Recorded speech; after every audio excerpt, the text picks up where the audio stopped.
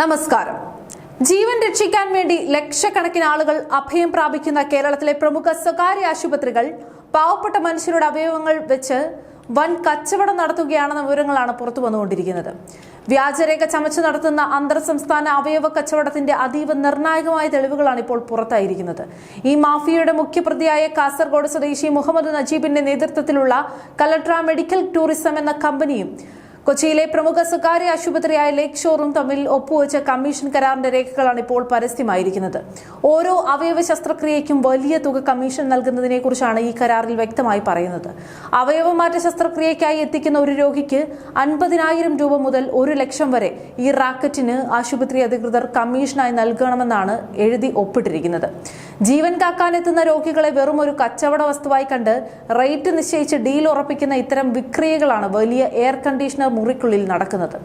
ഈ കേസിന്റെ ഗൗരവം മനസ്സിലാക്കി ഇ ഡി കർശനമായ നടപടികളിലേക്ക് കടന്നിരിക്കുകയാണ്. ലേക്ക് ഷോർ ആശുപത്രി MD SK അബ്ദുള്ളയെയും അവിടുത്തെ പ്രധാന ഡോക്ടർമാരെയും ഇ ഡി മണിക്കൂറുകളോളമാണ് ചോദ്യം ചെയ്തത്. ഈ ആശുപത്രികളിൽ നടന്ന വലിയ റെയ്ഡുകൾക്ക് പിന്നാലെയായിരുന്നു ഇ ഡിയുടെ ഈ ഒരു നടപടി. സാമ്പത്തിക ഇടപാടുകൾ സംബന്ധിച്ച് ലേക്ക് ഷോർ അധികൃതർ നൽകിയ മൊഴികളിൽ വലിയ വ്യക്തത കുറവുണ്ടെന്നാണ് അന്വേഷണ സംഘത്തിന്റെ വിലയിരുത്തൽ.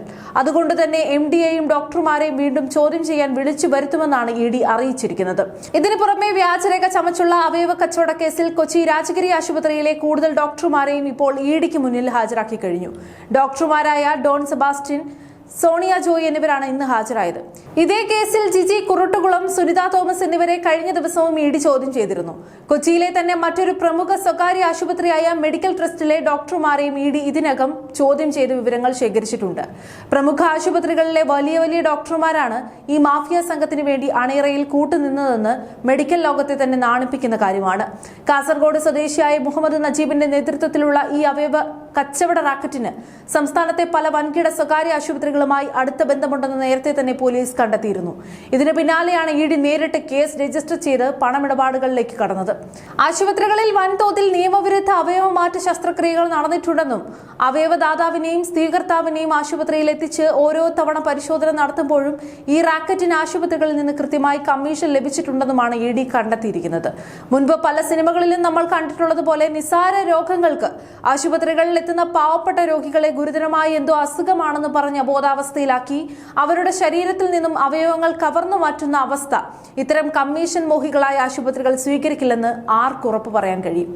മനുഷ്യജീവൻ രക്ഷിക്കാൻ വേണ്ടി പഠിച്ചിറങ്ങിയ ഡോക്ടർമാരുടെ വലിയൊരു ശൃംഖല തന്നെ പണത്തിന് വേണ്ടി ഇത്തരത്തിൽ അധംപതിച്ചാൽ സാധാരണക്കാരായ ആളുകൾ ഇനി എങ്ങനെയാണ് വിശ്വസിച്ച് ഒരു ആശുപത്രിയുടെ പടി കയറുക? മനുഷ്യന്റെ ജീവനും കണ്ണീരും വെച്ച് ബിസിനസ് നടത്തുന്ന ഇത്തരം ആശുപത്രികൾക്കെതിരെ കടുത്ത നടപടികളാണ് ഉണ്ടാകേണ്ടത്. ജനങ്ങളുടെ ജീവന് സുരക്ഷ നൽകാൻ കഴിയാത്ത അവയവ മാഫിയകൾക്ക് ഒത്താശ പാടുന്ന ഇത്തരം സ്ഥാപനങ്ങളുടെ ലൈസൻസ് റദ്ദാക്കി പൂർണ്ണമായും അടച്ചുപൂട്ടുക തന്നെ വേണം. കുറ്റക്കാരായ ഡോക്ടർമാരെ ജയിലിനുള്ളിലാക്കണം. മുൻ ഭരണകാലത്ത് ഇത്തരം വലിയ മെഡിക്കൽ മാഫിയകൾക്ക് തഴച്ചു വളരാൻ സാഹചര്യം ഉണ്ടായെങ്കിൽ ഇനി പുതിയ ഭരണത്തിന്റെ കീഴിൽ കേരളത്തിൽ അതിന് അനുവദിക്കില്ലെന്ന് ഉറപ്പു നൽകുന്ന അന്വേഷണവും നയങ്ങളും കർശനമായ നിയമ നടപടികളും സർക്കാർ സ്വീകരിക്കണം.